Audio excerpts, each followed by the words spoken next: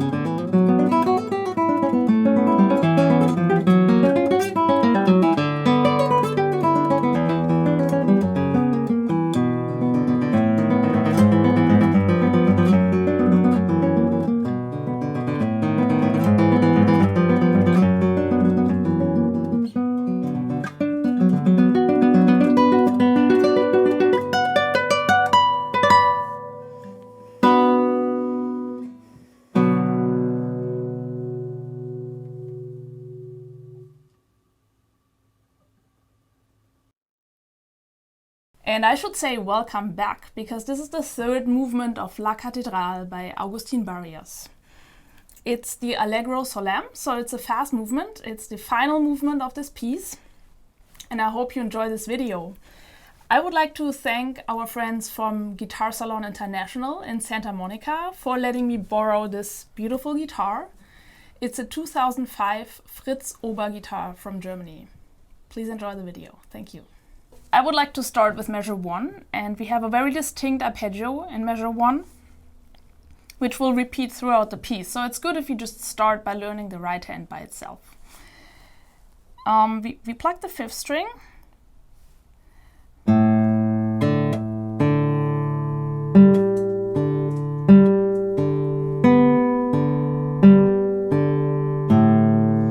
that's the arpeggio. If I play it with the left hand together, you hear that we have a slur here, so that's why this arpeggio has one long note in it.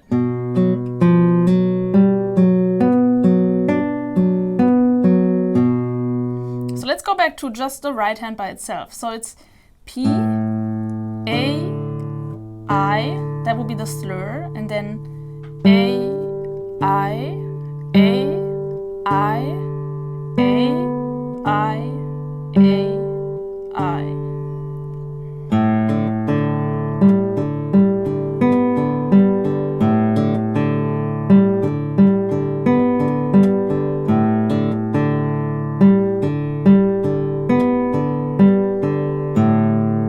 That's the arpeggio I use because I like playing this arpeggio with I and A instead of M and I.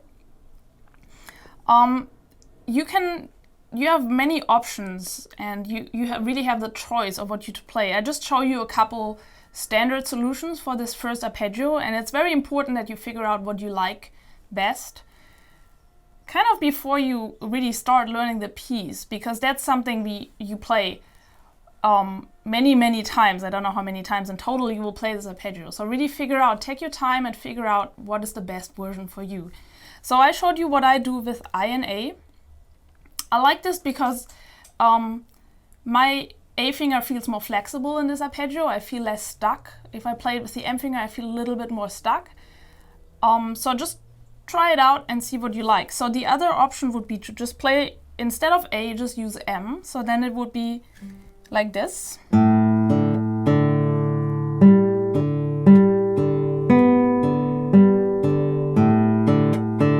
So the same thing.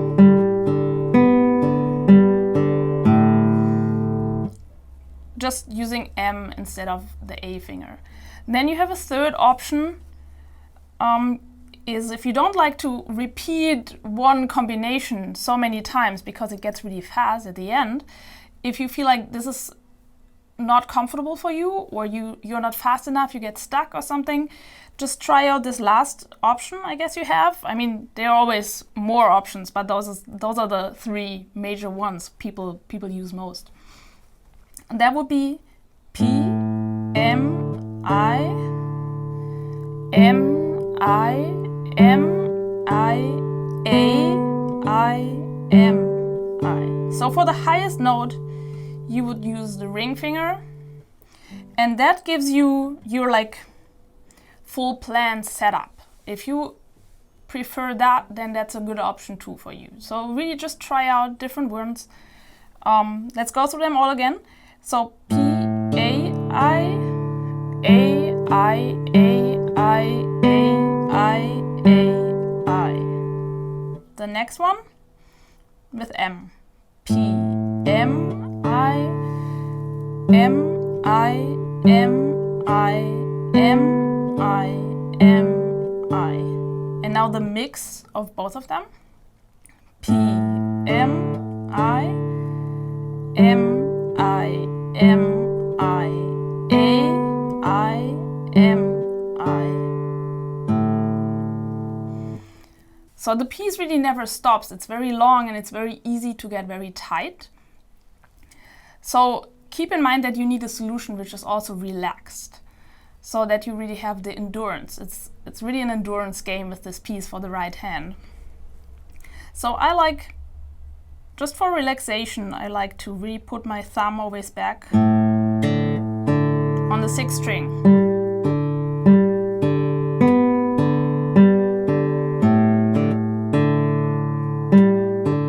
So I always have it here.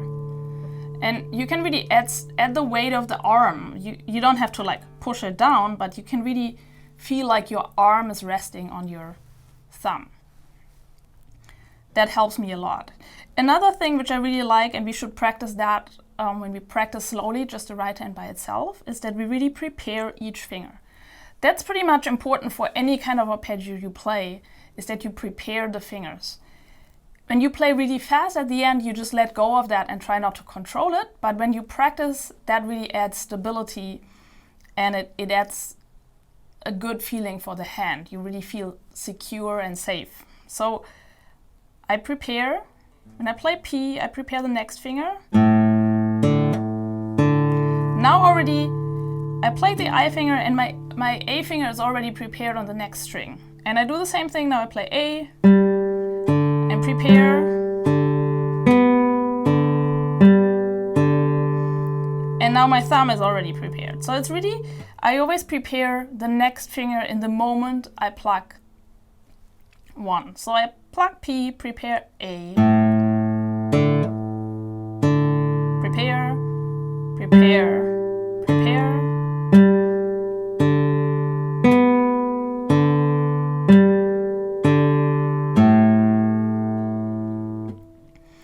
Another thing to think about is that when you pluck the string, you should have your right hand in a good position. Good position means you don't have to extend your fingers or do any kind of like tight movement while preparing your finger. The preparation should really just be prepare and not like reach out and prepare. So if you're too far away with your hand and you need to reach out to prepare the finger, that will slow you down a lot and it will be really tight by the end. So try to not do that. Be in a good position so that your finger just prepares without reaching out. And then the process of plucking is, as always, it's preparation. Then you put pressure on the string so that you can adjust how loud it is and how the sound will be. Then you follow through and then you relax. And by relaxing, it brings the finger right back to where you need it the next. So one more time, you prepare, go down to the string, push down, follow through, and relax. And if I play the string, if I want to pluck again, all I have to do is to put my finger down on the string. I don't have to, you'll see it in the video, I don't have to reach out and then put the finger down. That would add another step and we don't want that. And it also adds a movement in the wrong direction and that makes it really tense. So let's move on. Let's go to the left hand. So the piece is in B minor, we start in B minor. This is the chord we eventually need for this arpeggio. But first, so this is just B minor chord in the second position. We practiced this arpeggio in the right hand and there was this one slur we built in. That slur was a 2-3 slur on fret 3 and 4. So now we play, so 1, 3, 2, slur, open 3, 4th string. Now we put the whole B minor chord down, so we play 3, 4, 2, 4, 3, 4. This is the whole first measure, just this B minor arpeggio with this little slur in between.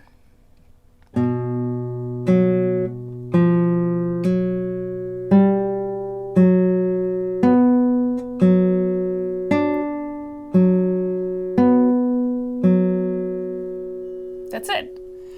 So there are a couple things which you should just think about when you play this.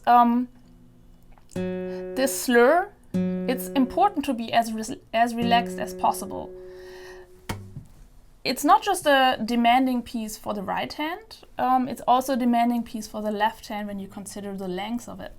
So really make sure you don't waste any energy. So try to play this B minor chord like in a really relaxed way. Don't press too hard. It's really not that much force you need here. So you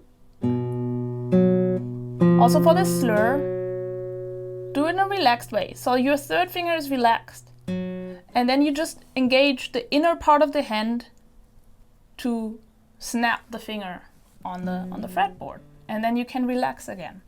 So it's always a matter of tension and relaxation, of course, but really try to practice from the beginning on that you relax in between and you only need the energy you actually need to play the piece and don't waste anything. So again, B minor, let's measure 1. Full B minor. The second measure is exactly the same thing, so it just repeats.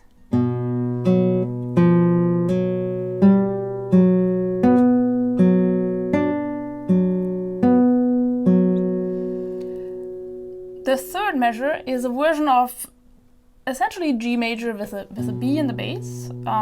So our first finger can just stay on the string. And now we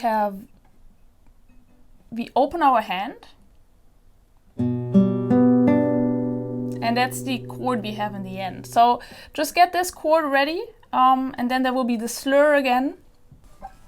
So in measure 3, we have really just a G major chord over B. So just get this chord ready. And when that's ready, then we have the slur again, and then you start playing the arpeggio. So then it's 1, 4, 3, slur with 4.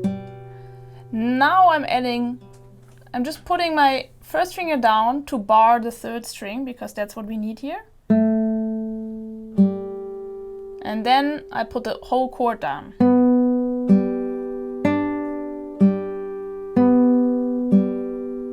So one more time slowly what I do. I start just with having the fingers I need. So just 4, 1, 4, 3 and 1. Slur. While I slur, I get ready to put this bar down, just for a second. Now the third finger comes down and I relax the bar.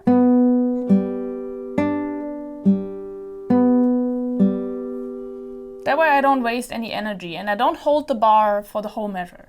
So really just the bar goes down when you need it, and then you can relax it when you move on. Measure 4, exactly the same thing.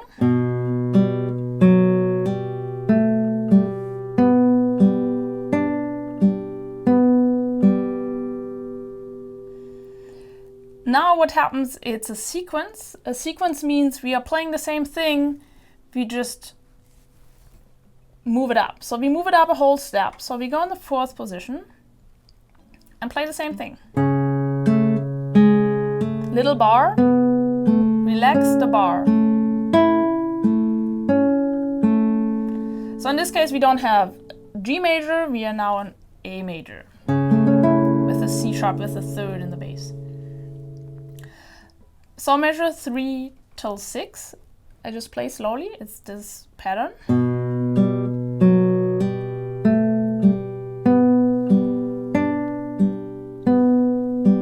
One more time. Relax the bar. Now shift up and play the same thing again.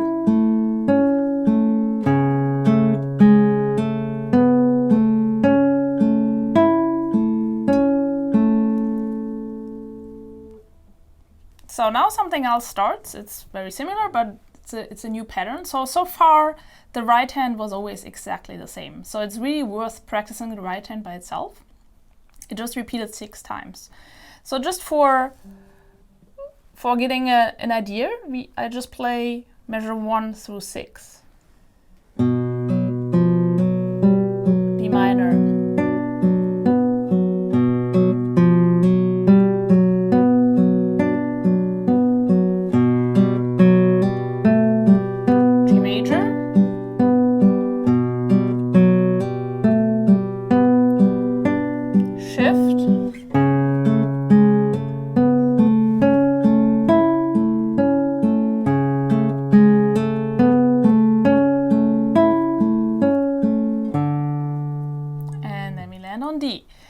Let's measure 7. One thing to think about, so the piece stands in 6/8, so it's a duple meter. Though the first 6 measures really I hear in 3/4. I'll play you the difference. I go a little faster and I play it in 6/8. So in the 6/8, the heavy beats are 1 and 4. So it would be.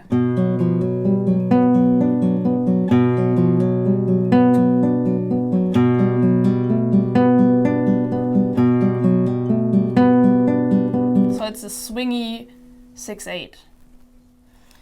What I like in the first 6 measures is to play it in 3/4. So our beats are 1, 2, 3. So that would be 1, 2, 3.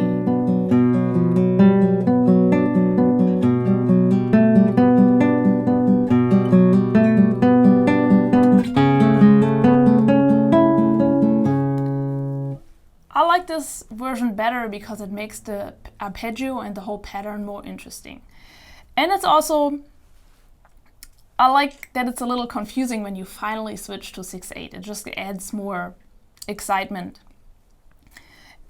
But feel free to play it in both versions, try it out. It's clearly notated in 6/8, so when you look at the notation, it's really not written out in 3/4, so you would play against that. But it's just a matter of what you like better. I think it both works, and I like the 3/4 because it just adds some spice to it.